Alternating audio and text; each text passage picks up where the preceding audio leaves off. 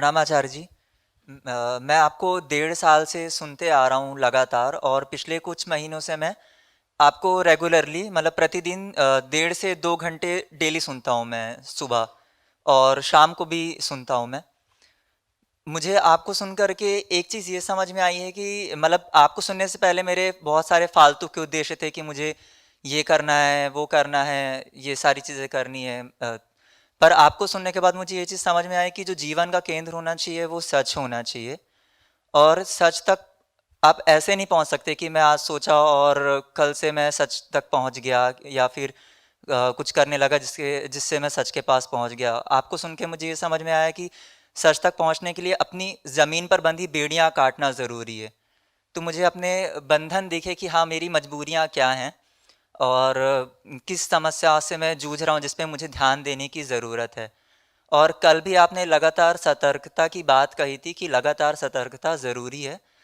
मेरी समस्या ये है कि मुझे पता है कि मुझे किन चीज़ों पे काम करना है, पर मैं लगातार उन चीज़ों पे ध्यान नहीं दे पाता हूँ। मतलब ऐसा होता है कि हाँ, मैंने आज रात को सोचा कि मुझे ये चीज़ें करना ज़रूरी है जिसके वजह से जो मेरा जीवन है वो सुधरेगा, सुधर जाएगा धीरे धीरे, या कुछ उम्मीद होगी उस पर। मैं ज़्यादा से ज़्यादा, अगर बहुत ज़्यादा हुआ तो कुछ दिन काम कर पाता हूँ। उसके बाद लगता है कि ठीक है ना, अभी थोड़ा सा रेस्ट कर लेता हूँ, या फिर इस टाइप की कुछ चीज़ें हो जाती हैं।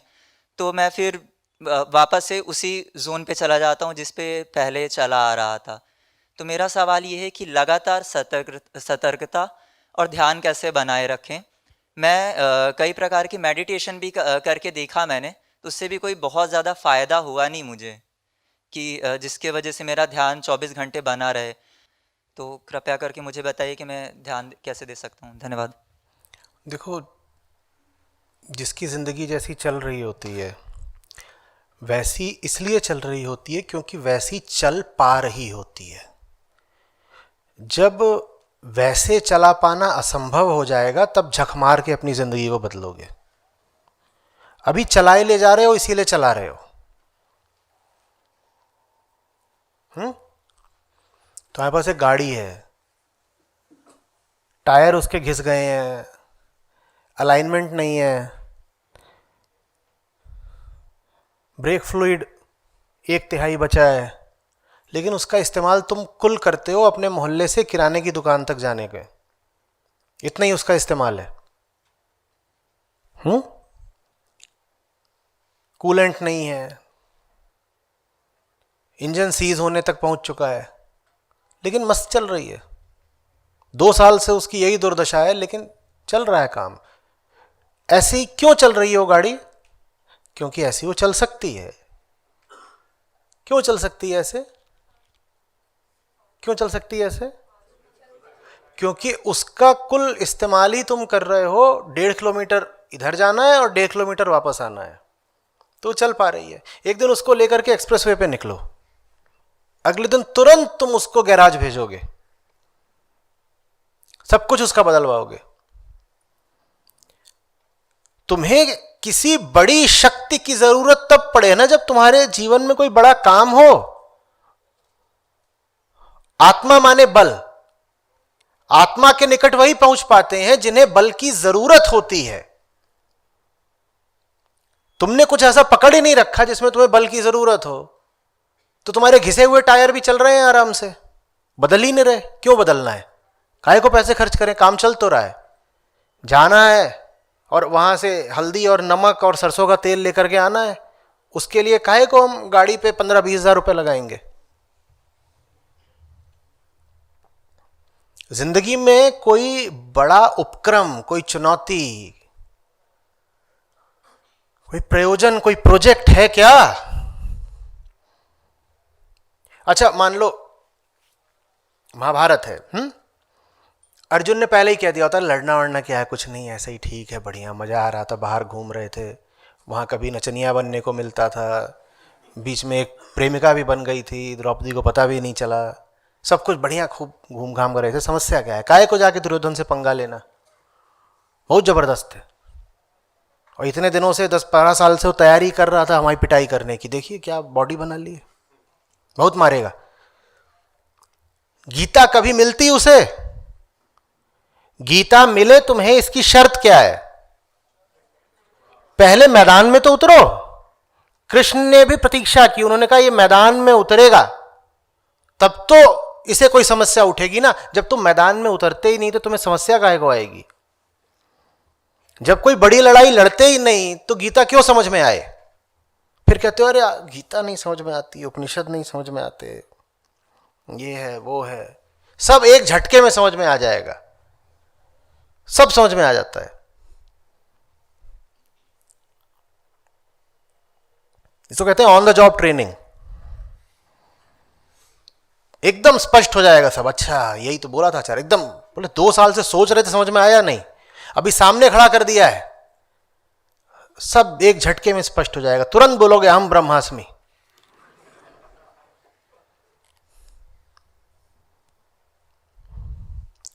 कोई बड़ा काम तो करो तो अध्यात्म की तुम्हें जरूरत पड़े। कुल करना क्या है? घर से निकले, कॉलेज चले गए, वहां सो गए, किसी ने प्रॉक्सी लगा दी, इधर उधर गए, हरी चटनी से समोसा खा लिया, 2-4 लड़कियां थी उनको घूर दिया। पास होने के लिए 40% चाहिए होते हैं, वैसे ही आ गए। वो भी कम पढ़ रहे थे तो उधर नकल कर ली झांक के। उसके बाद घर आ गए, कुछ टीवी कुछ इंस्टाग्राम देख लिया, फिर सो गए। तुम ब्रह्म सूत्र का करोगे क्या इस जिंदगी में? तुम्हें दे दिए गए ब्रह्म सूत्र, इसका क्या करोगे? जल्दी बताओ। तुम्हें चलना है अपने मोहल्ले की तंग गलियों में, और मैं तुमको दे दूं T90 टैंक, तुम करोगे क्या उसका? वो काम का ही नहीं होगा। ये T90 उन्हीं के काम का है ना जिन्हें बड़ी लड़ाइयां लड़नी हो, और बड़ी लड़ाइयां लड़ने की जरूरत है। वो कोई वैकल्पिक चीज नहीं है कि काहे को लड़े। आचार्य जी स्कूटी कितनी अहिंसात्मक है, ऐसे चल देती है बिल्कुल घुर्र। तुम्हारी स्कूटी अहिंसात्मक नहीं है, इसी ने ठोका था मुझे। जिंदगी अगर स्कूटी पर ही मस्त चल रही है तो तुम्हें करना क्या है टैंक का? मियां की दौड़ मस्जिद तक। तुम फाइटर प्लेन का क्या करोगे? जब जीवन अपने अहंकार के इर्द गिर्द ही जीना है, ये रहा अहंकार का केंद्र, इससे 5 किलोमीटर आगे, इससे 5 किलोमीटर दाएं, इससे 5 किलोमीटर दक्षिण, कुल इतना ही जब तुम्हारे जीवन का फैलाव है तो तुम क्या करोगे? Fighter plane. वो तो झंझट हो जाएगा तुम्हारे लिए, जैसे ज्यादातर लोगों के लिए वेदांत झंझट हो जाता है। कहते हैं ये फालतू की चीज पता चल गई, ये पता नहीं लगनी चाहिए थी, पहले ज्यादा ठीक था। स्कूटी जिंदाबाद।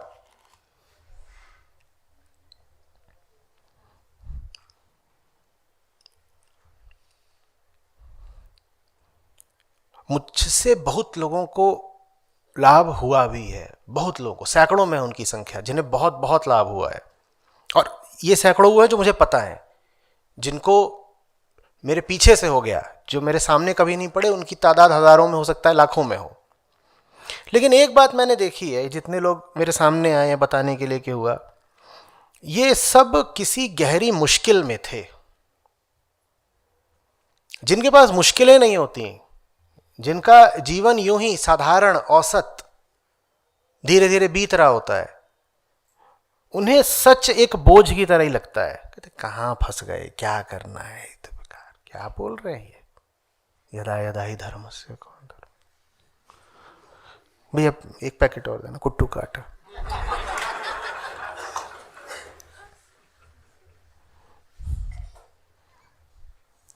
कह रहे उसने भेजा था कि जाके कुट्टू का आटा ले आओ, अभी घर जाके उसको मैंने बोल दिया कि यदा यदा ही धर्म से, बहुत मारेगी। बेकार की बात है, ये गीता वीता बताने लग जाते हैं बीच में।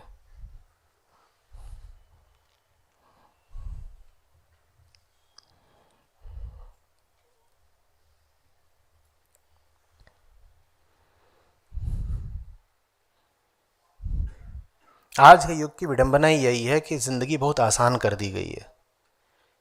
एक बिल्कुल मरियल औसत आदमी के लिए भी जिंदगी बहुत आसान कर दी गई है। काहे को चाहिए अध्यात्म?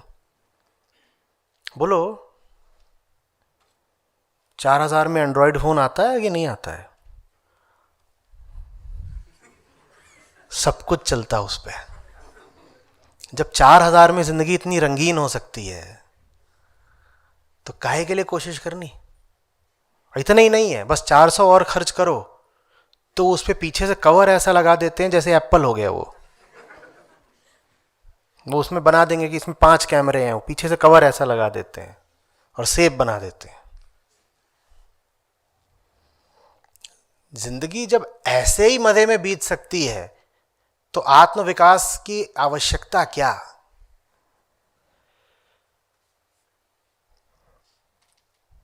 जब विघ्न सामने आते हैं सोते से हमें जगाते हैं। विघ्न सामने अब आने ही नहीं पाते। हर आदमी के लिए सब कुछ बहुत आसान है। कौन सा विघ्न? पहले जिंदगी कठिन थी तो आपको चोट लगती थी, आप कहते थे ये क्या हो रहा है मेरे साथ? ट्रकों का धुआं पीना पड़ रहा है, सड़क पर चल रहा हूं, ऐसा हो रहा है, वैसा हो रहा है, ठोकरें खा रहा हूं। मेट्रो में बैठ गए, ठीक है, सब बढ़िया है। फ्लाइट के टिकट सस्ते होते जा रहे हैं, 3,000 में उड़ गए। करना क्या है? औसत जिंदगी में भी खूब आराम है। उन्नति चाहिए किस लिए? और उन्नति अगर चाहिए भी तो बस भौतिक चाहिए कि इकोनॉमी क्लास, बिजनेस क्लास में आ जाए। कोई ऐसी समस्या हमारे सामने आने ही नहीं दी जाती जो हमें भीतर से झकझोर कर रख दे, जो हमें मूल रूप से बदलने पर विवश कर दे। सब आसान, ठीक है।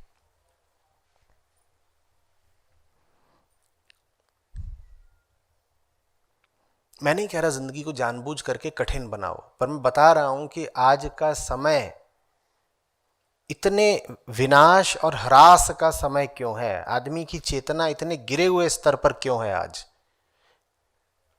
क्योंकि पहले आपको मीडियोकर होने की, औसत होने की सजा मिलती थी। जिंदगी आपको सजा देती थी। आज आपको कोई सजा नहीं मिलती। आज आप जैसे भी हैं आपके लिए बहुत आसानी है। मैं बिल्कुल नहीं चाहता हूं कि पुराने जैसी स्थितियां वापस आ जाएं, लेकिन जब जीवन को इतना आसान बनाया गया, जब आम आदमी के लिए भी कंजम्पशन को इतना बढ़ा दिया गया, तो साथ ही साथ ये व्यवस्था होनी चाहिए थी कि भौतिक तरक्की के साथ आंतरिक तरक्की भी हो। भौतिक हमको तरक्की दे दी गई, आंतरिक दी नहीं गई, तो वो जो अंदर अज्ञान है अब वो बाहरी तरक्की से बिल्कुल संतुष्ट होकर बैठा हुआ है। ठीक चल रहा है, क्या करना है, बढ़िया है।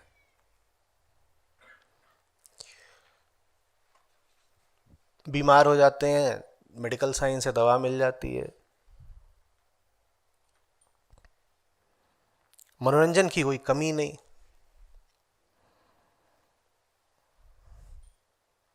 थोड़ा पैसा जमा कर लो तो अमेरिका चले जाओ। सब कुछ तो अपने पास है ना। I feel so empowered. और सांस्कृतिक कल्चरल तौर पर भी मुझे ऐसा लगता है कि मैं बहुत एम्पावर्ड हूं। ट्विटर आ गया है, उस पर मैं किसी को भी जाके गाली दे सकता हूं। पहले आपको किसी ऊंचे आदमी से, ऊंचे से मेरा अर्थ आध्यात्मिक तौर पे ऊंचा नहीं, सामाजिक तौर पर भी, पहले आपको किसी ऊंचे आदमी से मिलने के लिए हो सकता है साल भर प्रतीक्षा करनी पड़े। अब कुछ नहीं है। अब आप जाकर के, कोई हो, राष्ट्रपति हो, प्रधानमंत्री हो, कहीं का हो, फर्क ही नहीं पड़ता। बस उसने ट्वीट करी है, उसके नीचे गाली लिख दीजिए। आपको बड़ी बलशाली होने की भावना आएगी। देखो, होगा कोई, मुंह पे बोल के आया हूं, मां की गाली दी है, और ये आपकी फ्रीडम ऑफ एक्सप्रेशन है, कोई इसे रोक नहीं सकता। तो बेहतर क्यों होना है? पहले मुंह खोलने के लिए कुछ पात्रता चाहिए होती थी, है ना? सिद्ध करना होता था कि तुम मुंह चलाने लायक हो। आज मुंह चलाने का अधिकार सबको है और किसी पर भी मुंह चला सकते हो। तो फिर मैं कोई पात्रता विकसित क्यों करूं? मैं कोई योग्यता अर्जित क्यों करूं? मैं बेवकूफ हूं लेकिन मुझे मुंह चलाने का हक मिल गया है। चुनौती कहां है कोई? फिर कहां चुनौती है बताइए ना। बेहतर होना है तो जिंदगी को थोड़ा कठिन रहने दो, आराम तलब मत बनो। कुछ कष्टों का वर्ण स्वयं ही करो।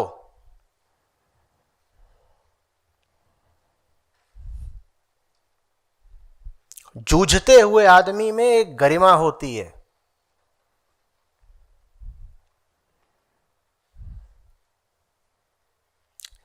संघर्षशील रहने पर एक तेज विकसित होता है।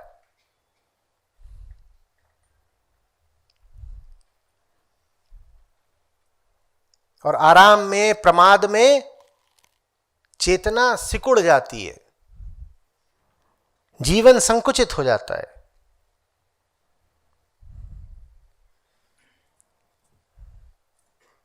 कठिनाइयां पहले से ही मौजूद हैं, उनको दबाओ छुपाओ मत। और अगर कभी लगने लगे कि कठिनाई तो कोई है ही नहीं, तो समझ लो जीवन में कुछ गड़बड़ हो रही है। कठिनाई ढूंढो, होगी, तुम्हें दिख नहीं रही है।